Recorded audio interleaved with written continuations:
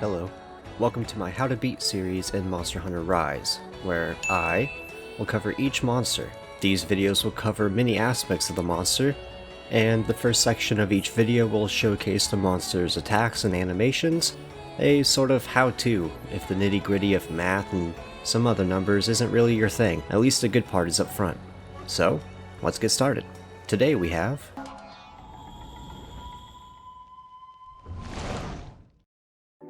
Khezu isn't a challenging fight in the traditional sense, but there are a few aspects that can take a relatively simple fight and make it longer and harder than it needs to be. It deals decent damage, but all in all, it only has a handful of attacks that we have to deal with. The real struggle with this monster lies in the constant debilitations it will cause. It can paralyze, stun, and scream. All of these leave us vulnerable and open for attacks. We can work around these problems with the first two being reliant on us. Decorations or skills like paralysis resistance, stun resistance, and earplugs are all great options for this fight. While they're not required, some extra protection is always a good choice. Before we get started, it's worth talking about a few things here. Number 1, you'll recognize Khezu is enraged whenever its mouth is kind of frothed with lightning. Number 2, any of Khezu's electrically charged attacks will give you Thunderblight. Thunderblight, on the hunter, increases the chances of you becoming stunned, and it can lead into paralysis. When you're paralyzed, and by proxy when you're stunned, you're basically out of commission for a few seconds. The only way you can snap out of it is by wiggling your stick vehemently, or getting one of your buddies to snap you out of it. Now, with that out of the way, let's continue. For the first attack on our list, Khezu will lift its head and slowly bring it down to the ground. After almost a second of charging, it'll spit out a few lightning orbs. It can either send 1, 2, or even 3 orbs. The number doesn't really change much, only where we should aim to stand if we're still in front of Khezu during this attack. We're better off moving out of its line of sight for this one, and occasionally it'll fire multiple waves of these. It's also worth noting that in Master Rank, Khezu will extend its neck and begin to rain down these electric orbs. If you see this happening, just stay mobile and you'll be fine. With a similar head movement to the orbs, Khezu will begin to glow with this energy. If you're in melee range, that's our cue to back off. Soon, Khezu will become charged with electricity. If we stay in range or move into it with attacks, we will be knocked back and suffer elemental blight. When enraged, Khezu will often perform a faster discharge as well as a secondary one. Also, when Khezu's enraged, it can leap at us from a fair distance as it discharges its power. This move has no obvious tells, so be ready to dodge. If you see Khezu tilt its shoulder towards you, it's about to dash your way. If enraged, Khezu will use a charged version of this attack. It comes out quickly, but is telegraphed by it taking deliberate steps our way. Now and then Khezu will shift its head underneath its wing, indicating it's about to do a 180-degree tail sweep. Often a secondary sweep will follow this one, but be ready to react by rolling out of the space, or underneath Khezu, depending on its size. Larger is most definitely better in this case. Now, when applicable, Khezu will leap to the ceiling of a cave, or even the wall. While perched above, Khezu will do one of 3 main attacks. It'll either drool directly below. This deals light damage and flinches, but as long as we're not directly below it, we'll be perfectly fine. Similarly, a neck lunge will have the same range, just right below it. Stay away from standing directly below it, and you'll have no worries. At times Khezu will recreate the electric ball move, except it's hanging from the ceiling. Dodge these as necessary. These work the exact same way, causing blight and paralysis.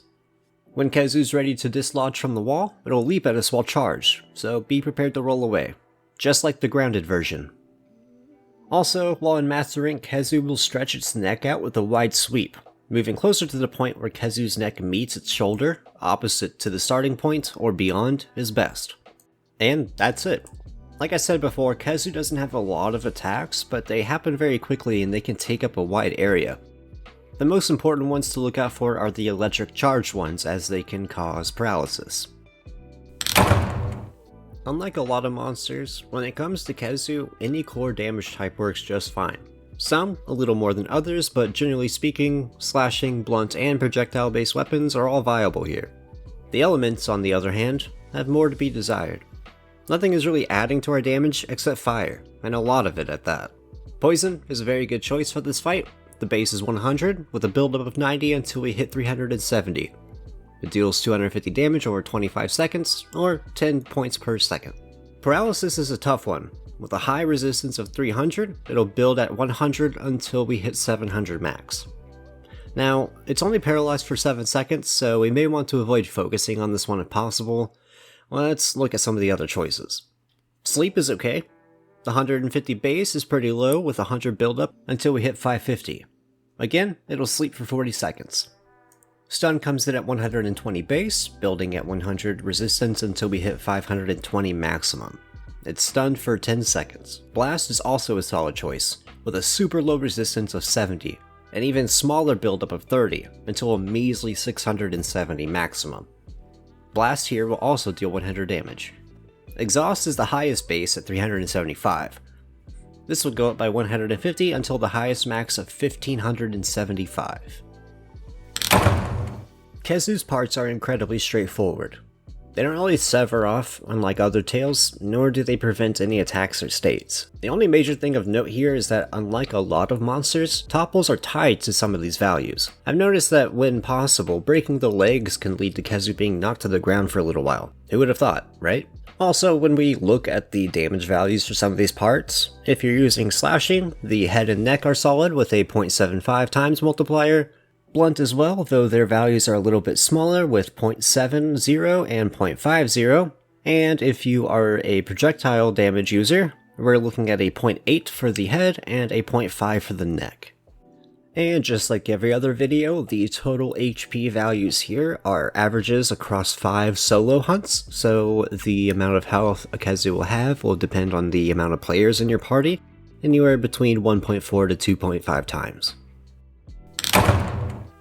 Khezu is a pretty easy monster, with its minimal attacks, moderate damage, and a solid bit of exploitative aspects. The most challenging part of this fight is preventing any paralyzation or stun it seeks to inflict, on top of the incessant screaming it's going to do. At the end of the day, it's a test of your patience as a hunter, with it fully capable of punishing us for rushing straight in and not paying attention to our statuses. Well, I think that's going to do it on this one. If you enjoyed, I appreciate it if you considered giving a like. It helps the video reach more people and it lets me know as a creator that you want to see more of this stuff. As always, I plan to do every single monster in this game, but I would like to know which one you want to see next. Feel free to let me know in the comments, and until next time, happy hunting.